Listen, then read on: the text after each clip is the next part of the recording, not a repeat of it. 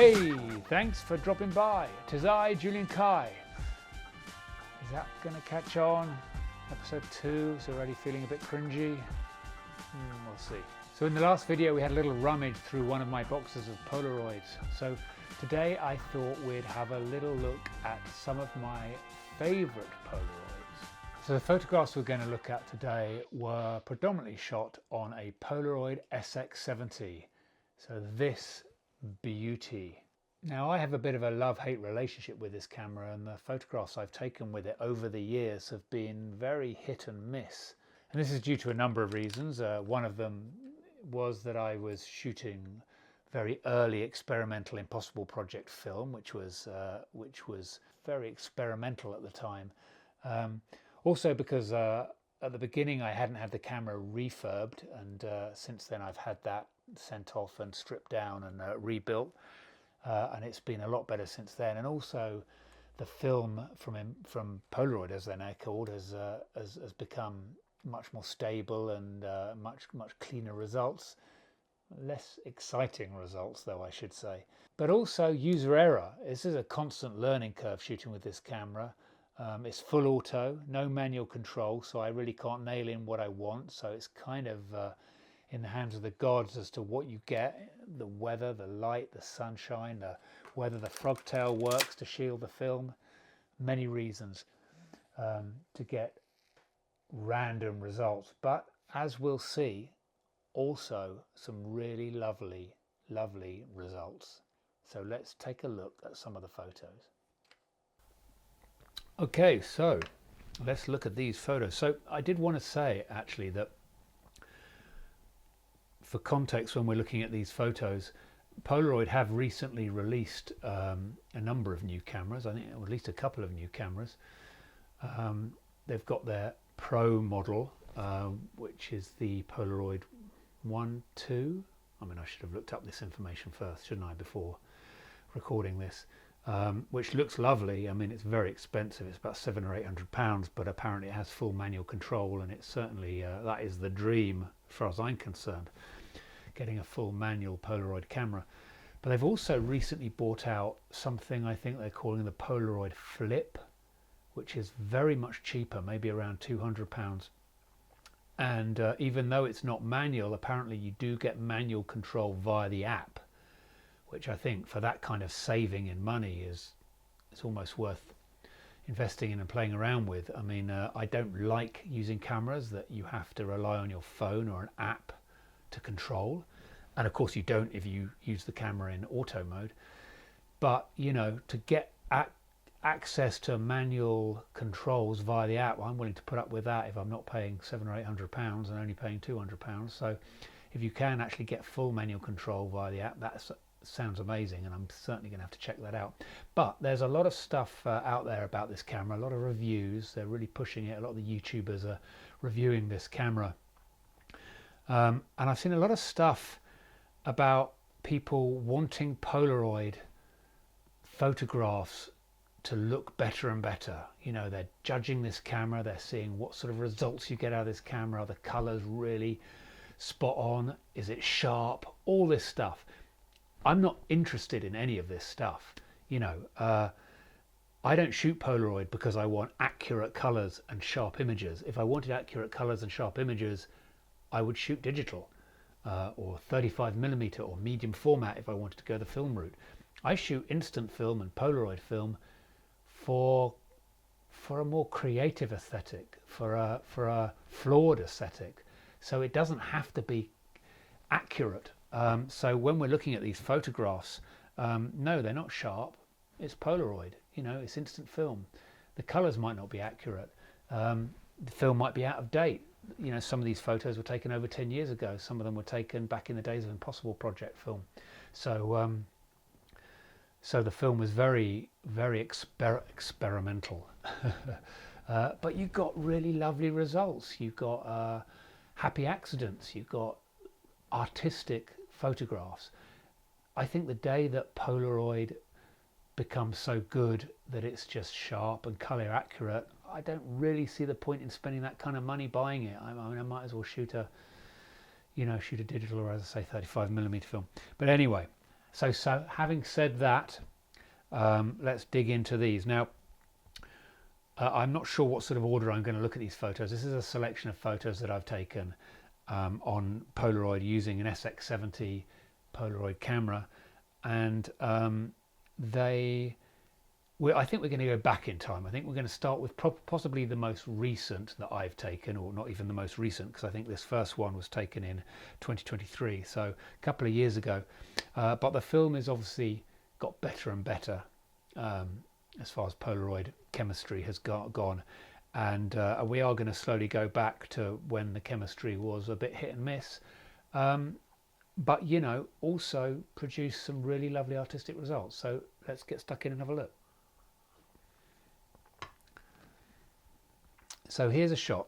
I mean, I took this, as I say, in 2023, and I really love the way this came out. I mean, you can see that there is color shifts going on. You know, this isn't color accurate. There's a lot of blues creeping in, but I love the way it came out. I love the shot. I just love the way it looks, the red hair and all the blue colours, the way it sort of shifted the colours, I think works really well, and so I'm very pleased with the results of this one. And again, part of that is probably because I've had you know, very hit and miss results from using my SX70, partly, as I said previously, because I hadn't had it refurbed and cleaned up and mended, but also partly because I come from the days of shooting Impossible Project film, where you were lucky if you got a result at all. So having this pack of film and getting these results really pleases me, and they're not perfect, which pleases me even more, because you know, if this was just like a Fuji, you know, Fuji Square, Fuji film, which the colours are pretty good and they're pretty sharp, you know, and I love those cameras, but you know, you get much more creative results from these. So I really like the way this photo came out. And also this one here, taken 2023 also. Oh, that'll be that light going. Oh, brilliant. Okay, I think we're back. I'm back. Okay. Oh, always charge up the batteries before you start making a video. Here is another photo that I absolutely love. Possibly from the same batch, certainly 2023, both taken in 2023, so possibly the same batch. Really like this photograph. Yes, it's I mean, obviously, just, you know, the model, the look, what we're doing there, I'm really enjoying. The colors are looking good, a little bit faded. I mean, the way these come out the camera is very important. You know, you've got to shield them straight away. Even this newer film, I think you've still got to shield from the light straight away. So if it catches the light when it comes out the camera, it's going to slightly affect the exposure. The temperature is going to affect the exposure, so you want to keep it at a certain temperature. So, you know, lots of things come into play that could affect the chemistry and the development of the photograph. So who knows why this is I think it's slightly faded, not as contrasty as I'd like, not as contrasty as this one, even though the colors have shifted in this one, but still, anyway, really like this photograph, And then moving on to black and white film, here's one that was from taken in 2024. Now, I say these were taken in 2024, 2023, doesn't necessarily mean I didn't buy the film several years earlier. I mean, I've bought some Polaroid film here, bought several packs of this, and only recently used this, and then realized this expired several years ago, because by the time I get around to using it, I mean, it's insane. But anyway, black and white, I think, has always been slightly more finicky in the old Polaroid department. I don't think the chemistry is quite as sophisticated yet, maybe as the color. I could be wrong, you know, but I love how this came out. Obviously it looks slightly overexposed, there's not much detail in the face if I'm going to be picky, but artistically I love it. I love the shot, I love the look, and the blacks look black, and yeah, sure, the skin tones are really overexposed and there's no detail, but it's art, isn't it? It's art. So loving this shot.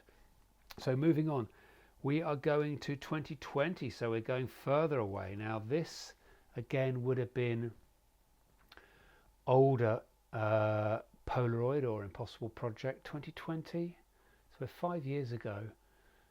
I mean, I should have these facts for this video, shouldn't I? I'm not sure whether this was Polaroid, you know, when Impossible Project moved over and bought their Polaroid brand name. But anyway, love this photograph. Again, not particularly sharp focus and not much detail in the skin tones, but you know what? It's all about the idea and the concept, and it doesn't have to be sharp or accurate. Like I say, shoot digital if you want sharp and accurate. Here's another one from that.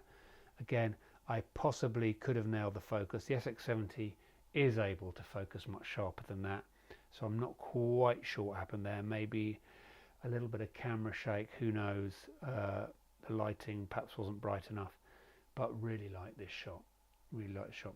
So now we're going back to 2014. So we're going over 10 years ago, and I think I'm pretty impressed with the way this came out. I'm a portrait photographer, so I like a photograph that has a face in it. I feel any landscape photograph can be massively improved by sticking a person in the photograph. But sometimes, you know, you don't have a person to stick in the photograph, and so you just need to work with what you have. And I really like the way this photograph came out. This is in Cornwall somewhere, and I think I'm just sort of trying to get a little detail in these flowers and focus on that. And again, the colours have shifted. You know, it's early, probably Impossible Project days with this film, so it's hit and miss as to whether you're going to get a result. And so I'm actually pretty pleased with the way these ones came out. Here's, I think this is Godrevy in Cornwall, so I think that might be the lighthouse in the background and some thistles there, and so really quite pleased with the way this came out. And then going back even further, there's no date on this, but this one would have been even earlier, definitely Impossible Project times. And so again, the chemistry is a little bit hit and miss. This is a snowy scene of a tree. I actually did a little series of photographing that tree on different cameras at different seasons, so maybe in another video we'll take a look at that little set of photographs. Anyway, thanks for joining me. I'm planning on doing a few more videos looking at photographs shot on different Polaroid cameras and Instax cameras. If you're interested, leave a comment down below, and I promise to frame the photographs better and not hold them so they're wobbling about all over the place. I appreciate that was a bit rubbish, so I will do a better job of that next time. Thanks a lot for watching. You can find me on Instagram at Julian Kai Film, and please subscribe.